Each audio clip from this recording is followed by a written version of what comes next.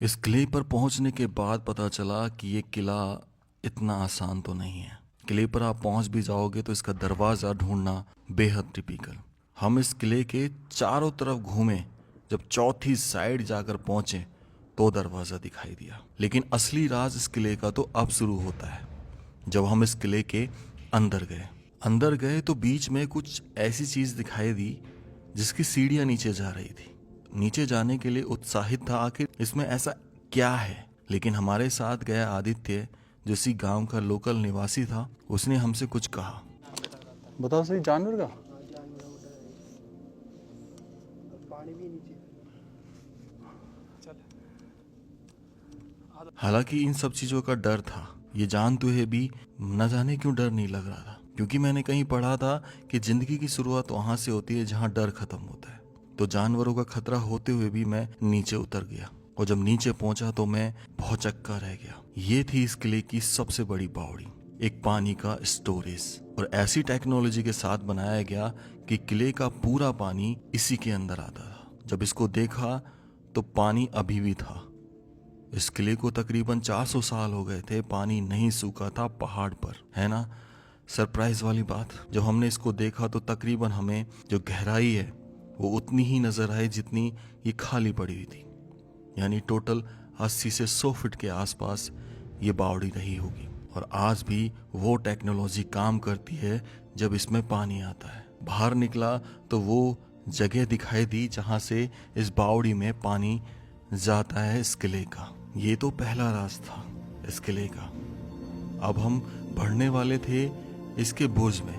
इस किले में टोटल 4 बुर्ज थे, लेकिन एक सही सलामत अभी भी था। तो उसी को जानने के लिए जब मैं उसके नीचे वाले तल पर गया, यहाँ पर मैं बिल्कुल चौंक जाने वाला था। और फिर से आदित्य ने कुछ कहा। और ये हम सैन्य बुर्ज में घुस रहे हैं। बहुत बदबू आ रही है यार। हट तो आगे, तो आ दिनेश है तो बहुत आगे। क्या है, चल रहे आ जा। ये आगे तो ज्यादा फट रही कुछ।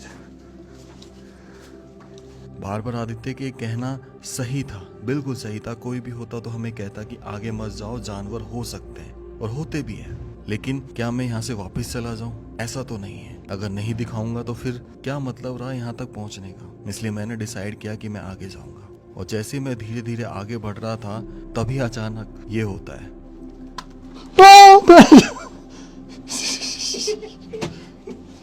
कहीं सारा और सीन यही करवाए हो तू। मैं वैसे डर रहा हूँ, मैंने कोई तेंदू तो ना बैठो।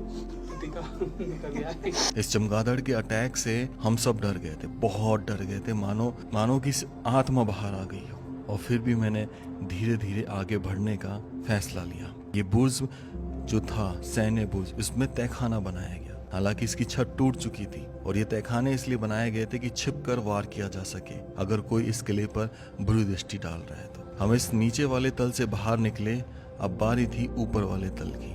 जैसे ही हम इस बुर्ज के ऊपर वाले तल पर गए तो हमने देखी एक संरचना, एक बनावट। ऐसा प्रतीत हो रहा था कि सारा शाही काम इसी बुर्ज से होता था। मैं दंग था आज भी वो बनावट देखकर। ऐसा लग रहा था मानो अभी भी जीवित है और कह रही है कि मुझे बचा लो। बेहद सुंदर। अब हम गए इसके ऊपर वाले तल पर, यानी कि तीसरी मंजिल पर, जहां और भी अच्छी संरचना थी।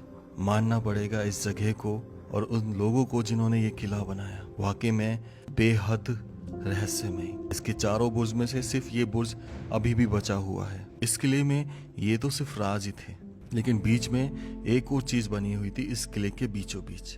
ये टैंकी नुमा, जिसका ऊपर से दरवाजा था, और नीचे झांक के देखा तो उसमें सीढ़ियां उतर रही थी। तो साफ पता चल रहा था कि शायद इस किले का जो अनाज था उसको इसमें रखा जाता था। उसकी प्रोटेक्शन के लिए इसको कवर कर दिया गया। और ये जो खिड़की दिख रही है, इसमें कभी दरवाजा लगा होगा। तो ये गिरिदुर्ग का वो किला है जहां पर सारी चीजों की व्यवस्था की गई थी, और इसको इस तरीके से बनाया गया था कि युद्ध करने के लिए हमेशा तत्पर तैयार। अब हम इस किले को तो देख लेते हैं, और यहाँ से बाहर निकलकर जो इसके सामने बना हुआ है दूसरा किला, उसकी तरफ अग्रसर हो जाते हैं।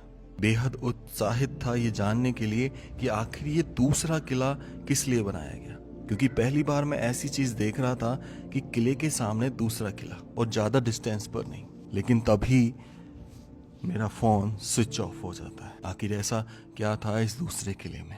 फाइनल पार्ट इस किले का बहुत जल्द आएगा। अपना प्यार बनाए रखना और कमेंट ज़रूर करना अगर आपको ये वीडियो अच्छी लगी हो तो। राम राम सा सभी को।